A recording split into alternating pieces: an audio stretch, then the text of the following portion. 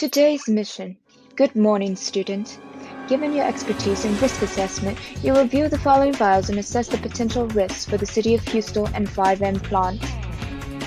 Your mission is to determine the health risk of the 5M plant, find mitigation if needed, and help reluctant mayor and the city people come to a resolution. Background. The City of Houston has a manufacturing plant called 5M, and it has been emitting air pollutants and discharging polluted water in surrounding areas of Houston. Further background. Looking at the exposure presented in the picture, winds are heading west. Population target, Grid 2 residential area. Distance from the plant, 5M, 4 kilometers. The air pollutant is cadmium, transitional metal. Its effects are for non-carcinogen, the urinary tract. For cancerous, there are tumicides that will be affecting the respiratory system. It is a class B1 probable human carcinogen. Background.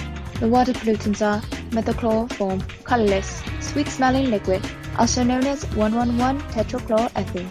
Its effects are for non-carcinogenic, oral exposure, weight loss. Inhalation. It affects the hepatic and nervous system. Who is at risk? The residents of Houston, with a population size of 5,000. As can be seen, the winds are in the direction of west, and the water stream is going into the direction of the water treatment plant. Adults with a 50% exposure are general. Adults with 90% are high-yielding adults. We will now review the exposure and the average daily dose, the unit risk, uncertainty factor, and much more. Presented are the air exposure factors for inhalation. As it can be seen, we're looking at Grid 2. Now let's find the unit risk for cadmium. Remember that the UR or slope is 0.1 divided by the BMCL10. So if the BMCL10 is equal to 55.5 micrograms per cubic meter, then what is the UR? Perfect, Agent. I could see you solved it really quick. 0.0018. Data for drinking exposure factors for ingestion will be on Grid 2. Now let's find the uncertainty factors. If C on the graph is 200 milligrams per kilograms a day, the LOAEL will equal 2,000. The uncertainty factors are accounted for 3, so the formula below is the LOAEL divided by the uncertainty factors. This will give you your RFD. Correct, Agent. Your RFD is 2 milligrams per kilograms a day. Under Agent. Water exposure factors for drinking water ingestion have the average daily dose equation provided below. Here are its abbreviations and its forms of measurement.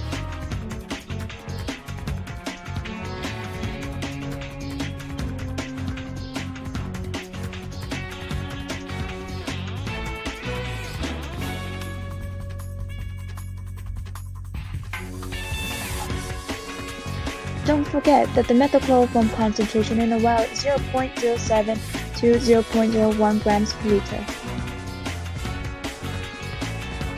Now, Agent, let us solve the average daily dose with the formula provided previously and the metrics needed to follow in order to get this equation right, and see the amount of methylchloroform that is being consumed per day.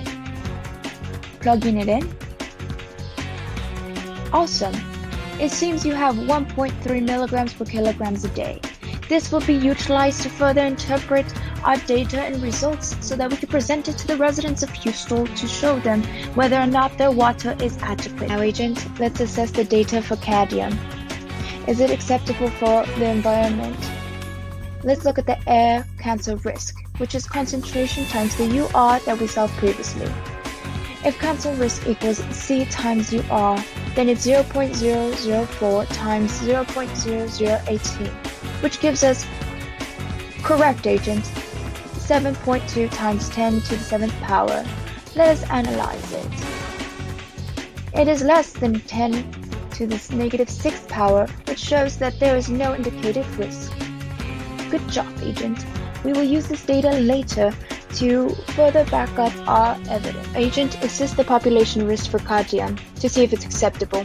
The population risk is individual risk times reference population. As seen in the chart and also solved previously before, we have the individual risk and the population provided to us. Now let's plug it in. For individual risk, it's 0.0036, correct agent.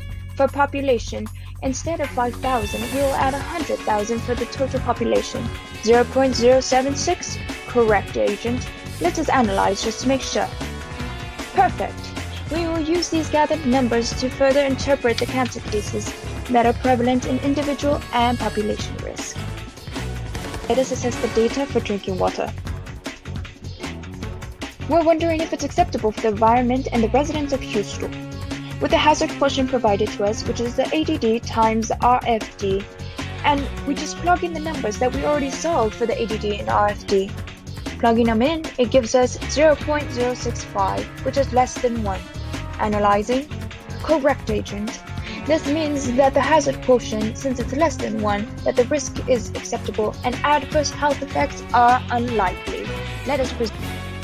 Now, agent, that we've collected our findings, we can now utilize them and interpret them for the residents of Houston and the mayor. The environmental risk that we have accounted for is below the 10 to the negative 6 power, meaning that there are no health effects in regards to carcinogens that will affect the people of Houston. The lifetime cancer risk that we've also accounted for an individual is 0.036. The lifetime cancer risk for the population of 100,000 is 0.072. Therefore, if we want to keep the population in mind, 0.072 was for the increased lifetime of cancer cases per 100,000 population per year to exposure of the agent level of the cation of 0.004 micrograms per cubic meter. These numbers are so minute that there is no need to fear, residents of Houston. You are living in acceptable conditions. Now, agent, let us do our findings for the water pollutants and the methylchloroform. People living in the residential areas are living in acceptable conditions because the environmental risk regarding the drinking water and the methylchloroform isn't acceptable because the hazard quotient is below 1. Or for those that want a more precise number, 0.65. So the risk is acceptable and adverse health effects are unlikely.